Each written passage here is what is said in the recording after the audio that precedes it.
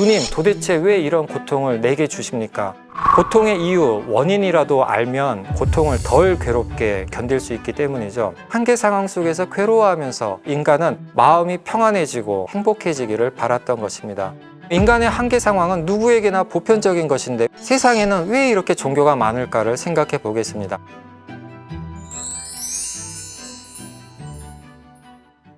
안녕하세요. 신학자 정경일입니다. 종교란 무엇일까요? 종교는 영어로 religion이고 이 religion의 라틴어어는 religio입니다. 그런데 이 religio는 두 가지 동사와 관련이 있습니다. 하나는 렐레게레, 다시 읽는다라는 뜻입니다. 무엇을 다시 읽는다는 것일까요? 어떤 경전이나 고전을 다시 읽는다는 것이겠죠. 렐리기오와 관련이 있는 또 하나의 동사는 렐리가레로 다시 묶는다, 다시 연결한다 라는 뜻입니다. 무엇을 다시 묶고 무엇을 다시 연결한다는 것일까요? 토울과 내재, 신과 인간, 인간과 인간, 인간과 자연을 다시 연결하는 것입니다. 여기서 중요한 것은 렐레게레, 다시 읽는 것은 종교의 외적 경험을 가리키고 렐리가레, 다시 묶는 것은 종교의 내적인 경험을 가리킨다는 것입니다. 쉽게 말해 종교 렐리기오에는 외적인 면과 내적인 면이 공존한다는 것이죠. 종교의 외적 차원과 내적 차원을 가장 철저하게 탐구한 학자는 아마도 윌프레드 켄투엘 스미스일 겁니다. 그는 종교를 축적적 전통과 인격적 신앙으로 구분했습니다. 쉽게 말하면 역사 속에서 축적되어 온 것의 총체인 전통과 인간의 실존적이고 인격적인 내적 신앙을 구분한 것입니다. 축적적 전통이란 신화, 경전, 교리, 건축, 의례, 관습 그런 것이고 인격적 신앙은 개인적, 집단적 영성처럼 보이지 않는 내적 경험입니다. 축적적 전통이 보이는 것이라면 인격적 신앙은 내적인 것, 보이지 않는 것이라고 할 수가 있겠죠. 종교와 영성, 종교의 외적인 것과 내적인 것의 관계는 벽난로와 장작불의 관계 같은 거라고 할 수 있겠습니다. 자, 여기 벽난로와 장작불이 있다고 봅시다. 장작불의 목적은 뭘까요? 따뜻하게 이 공간을 데우고 요리를 하고 가끔은 불멍도 하는 것이겠죠. 그럼 벽난로의 목적은 무엇일까요? 장작불이 비나 바람에 꺼지지 않게 보호하는 것이겠죠. 만약 벽난로가 없다면 장작불은 비나 바람에 쉽게 꺼질 수 있고 집안으로 확 번져서 모든 것을 태워버릴 수도 있을 겁니다. 스미스의 생각을 빌려 말하면 장작불은 종교의 내적인 것, 즉 인격적 신앙, 영성과 같은 것이고 벽난로는 종교의 외적인 것, 즉 축적적 전통과 같은 것입니다. 종교의 외적인 것과 내적인 것의 관계에서 무엇이 중요할까요? 스미스에 따르면 가장 근본적이고 가장 중요한 것은 내적인 것, 인격적 신앙입니다. 장작불이 벽난로보다 더 중요한 거죠. 장작불이 없으면 벽난로는 그냥 패어있는, 움푹 들어가 있는 빈 공간일 뿐입니다. 벽난로가 장작불을 위해 있는 것처럼 종교의 외적인 것, 종교의 보이는 것, 그것은 종교의 내적인 것, 종교에 보이지 않는 것을 위해서 있어야 합니다. 그러지 않고 경전이나 교리나 제도나 관습이나 건축물처럼 그런 외적인 것을 더 중시하게 되면 종교의 의미와 목적을 잃어버리게 된다는 거죠.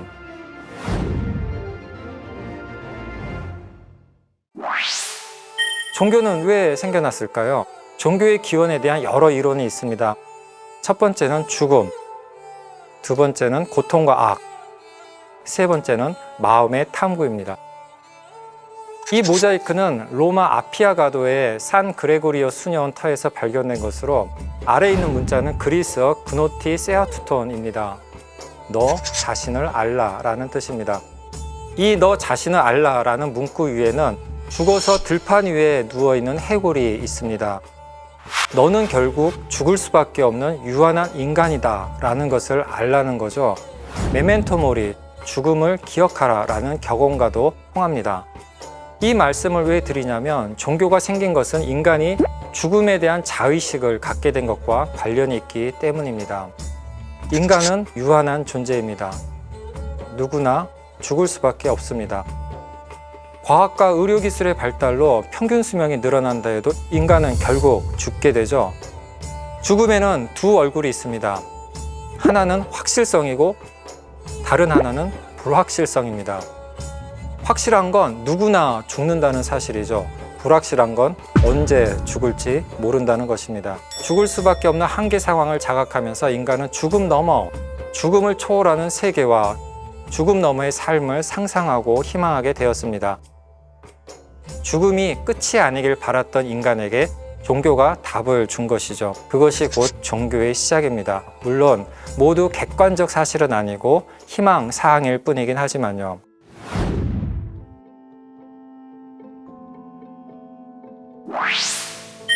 이렇게 죽음이라는 한계 상황에서 두려워하고 괴로워하는 인간에게 다양한 방식으로 위로를 주고 희망을 주고 깨달음을 주는 것이 종교의 기원이기도 하고 기능이기도 합니다. 그것은 2500년 전이나 오늘날이나 변화된 것이 없습니다. 인간이 경험하는 또 하나의 한계 상황이 있습니다. 고통과 악의 문제입니다. 불교에서는 생로병사, 즉 나고 늙고 병들고 죽는 것이 다 고통이고 그것이 모든 인간, 모든 생명 있는 존재의 피할 수 없는 실상이라고 보았습니다. 불교만의 진리가 아니죠. 모든 인간은 살아가면서 무수한 고통을 겪게 됩니다. 인간이 겪는 고통은 기본적으로 세 가지가 있습니다. 신체적 고통, 심리적 고통, 그리고 사회적 관계적 고통입니다. 수천 년 동안 지속되어 온 사회적 고통과 악의 현실은 인간이 감당할 수가 없는 한계의 상황입니다. 또 쓰나미나 지진, 화산 폭발, 팬데믹 같은 자연에서 일어나는 재난으로 인한 고통도 있습니다. 그런 고통과 악을 인간이 해결할 수 있다면 아마 종교는 생겨나지 않았을지도 모릅니다. 죽음처럼 인간으로서는 어찌할 도리가 없기 때문에 초월적 존재나 신에게 의지하는 것입니다. 극심한 고통 속에서 인간은 신에게 묻습니다. 주님, 도대체 왜 이런 고통을 내게 주십니까? 여기서 why, 왜가 중요합니다. 고통의 이유, 원인이라도 알면 고통을 덜 괴롭게 견딜 수 있기 때문이죠. 요약하면 고통과 악의 한계 상황에서 초월적 존재에게 구원을 바라고 때로는 항의하기도 하면서 인간은 종교적 심성을 갖게 된 것이라고 할 수 있겠습니다. 종교가 생긴 또 하나의 원인은 마음의 탐구입니다. 세계의 종교들은 공통적으로 물질적 현상 세계를 기계적으로 이해하지 않았습니다. 그 현상 세계 너머 또는 이면에 영적인 것, 정신적인 것이 있다고 보았고 그것을 깊이 수행을 통해서 명상을 통해서 탐구해 왔던 것입니다.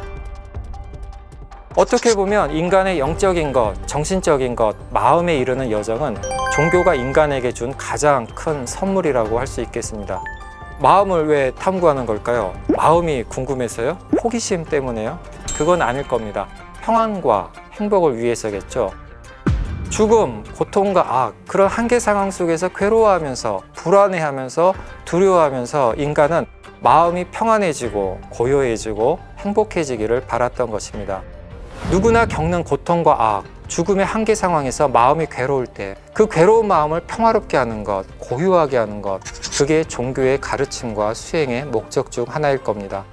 바로 그렇기 때문에 오늘의 21세기에도 종교는 사라지지 않고 있습니다. 인간은 오늘도 불안하고 괴로우니까요.